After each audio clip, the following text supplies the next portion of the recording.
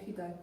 Yo creo que la inmediatez es una de las claves, es decir, hay mucha presión por ser el primero en publicar algo, por ser el primero o en sacar cuanto antes una noticia, incluso a lo mejor puedes sentir la presión de que un medio lo saca y entonces tú simplemente sin confirmar la información, precisamente por la presión de sacarlo también cuanto antes, nosotros no lo tenemos, hay que darlo, pues lo lanzas. Entonces, bueno, creo que esa presión de la inmediatez de las audiencias, porque ahora las audiencias son inmediatas pero también masivas, es decir, tienes un público masivo y entonces el ansia esta por conseguir los clics también te mueve a, pues hay que sacarlo también cuanto antes. Desde un punto de vista de SEO, por ejemplo, cuenta el que tú seas el primero en sacar una noticia, ¿no? Entonces, bueno, creo que toda esa presión va en detrimento de un periodismo de verificación, no periodismo de verificación, porque en lo que es la esencia misma del periodismo va la verificación, ¿no? Pero bueno, creo que de alguna manera juega en detrimento nuestro en el sentido de que tenemos mucha presión para trabajar muy ágil, de una manera muy ágil y muy rápida, que no siempre casa con la necesidad de, pues eso, de confirmar ciertas informaciones. También, por ejemplo, no tiene nada que ver con los bulos, pero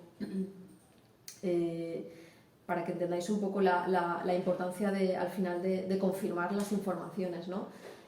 Cuando en las informaciones sobre violencia de género a veces aparece una noticia de un hombre mata a una mujer y entonces enseguida en las redes empieza a ver de ostras, ha sido violencia de género porque es el marido, cuando tú todavía no lo tienes confirmado, es decir, a lo mejor la policía todavía no te ha confirmado que la mujer ha sido asesinada, sino simplemente que se ha encontrado su cadáver en su casa. Entonces de alguna manera se te echa en cara que no estás diciendo que le ha asesinado a su marido, que es como ya, pero es que yo todavía no lo tengo confirmado. Pues aunque no estemos hablando aquí de bulos, hay como una presión social para, digamos, enseguida vender una determinada lectura, ¿no?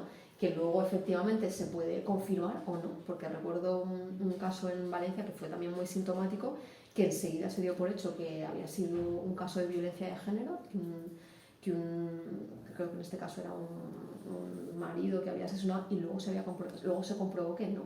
Y entonces todos los medios dimos enseguida que era un caso de violencia de género y no. Entonces, aquello no fue mala praxis, ¿no?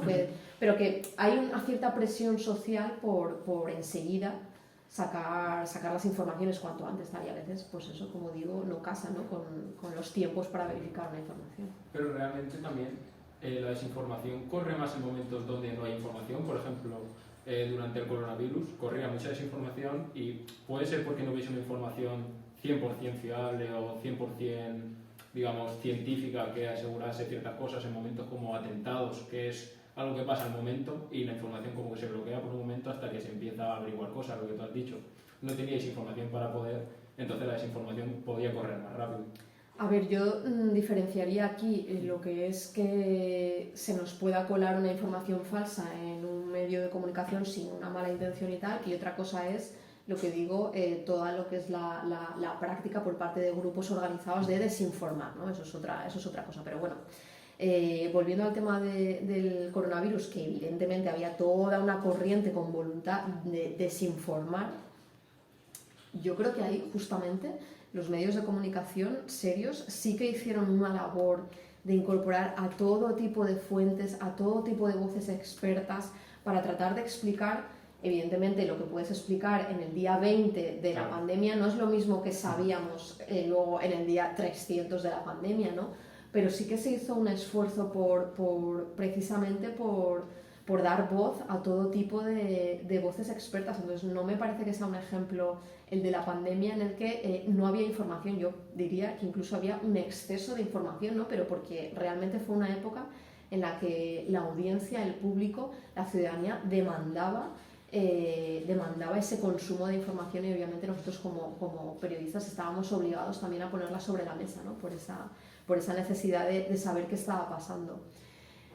Es verdad que llevado, por ejemplo, al caso, pues cuando todavía no hay un atentado, sí, cuando todavía estás teniendo que confirmar y tal, claro, es muy fácil lanzar un tuit falso diciendo cualquier cosa antes que ponerte a elaborar una información seria, contrastada y tal. Entonces, evidentemente, ante la falta de información, obviamente escampa y corre mucho más y de manera más rápida cualquier tipo de información o de dato, efectivamente. Claro, te lo comentaba porque vimos el ejemplo del atentado de las Ramblas en Barcelona y obviamente, claro, al haber muy poca información y corría mucho por WhatsApp, pues mi primo está en el Corte Inglés de no sé dónde y dice que hay un tiroteo. Claro, obviamente eso te lo pasa a ti, a alguien conocido, le das credibilidad simplemente por ser conocido y el bulo se extendía y como así habían bastantes. O una foto en Twitter, mi hermano estaba en las Ramblas, si alguien lo ve, y luego era falso, era una persona sacada de igual, un ejemplo era de una revista de moda de niños y salió la imagen. O sea, desinformación en ese tipo de, como la gente es un momento de inmediatez, de digamos, peligro inmediato, entre comillas, pues la desinformación como que la gente la más veracidad. Sí, porque además en ese momento, como ciudadanos, estamos ávidos, ¿no?, de información, de saber qué ha pasado. Y sí, efectivamente, si encima te lo manda un amigo y tal, ¿por qué no vas a darle credibilidad, no? Pero es un peligro eso, es un peligro ciertamente. Por eso nosotros insistimos en que hay que informarse por fuentes fiables, que luego todos podemos tener nuestros errores y, insisto, no tiene por qué ser con mala fe, ¿no? Pero evidentemente hay que acudir a fuentes fiables e informarse por fuentes fiables, no la primera foto o el primer vídeo que ves por Twitter. Pero es que vamos, es algo tan básico como ante un episodio de lluvias fuertes tienes que saber si el vídeo de las lluvias es en el pueblo el que dices que ha sido. Algo tan básico como eso, y efectivamente pues la información, pues eso, ese tipo de información rápida, bulos o tonterías, corre mucho más rápido, claro.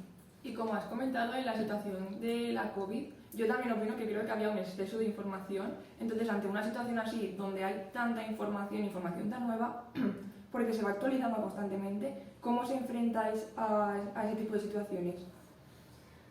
Pues bueno, para empezar hubo un momento, que eso es algo que, salvo en grandes atentados o pocas veces recuerdo yo, en los medios de comunicación todo lo que es la plantilla se volcó en el mismo tema, que era en el tema de la pandemia.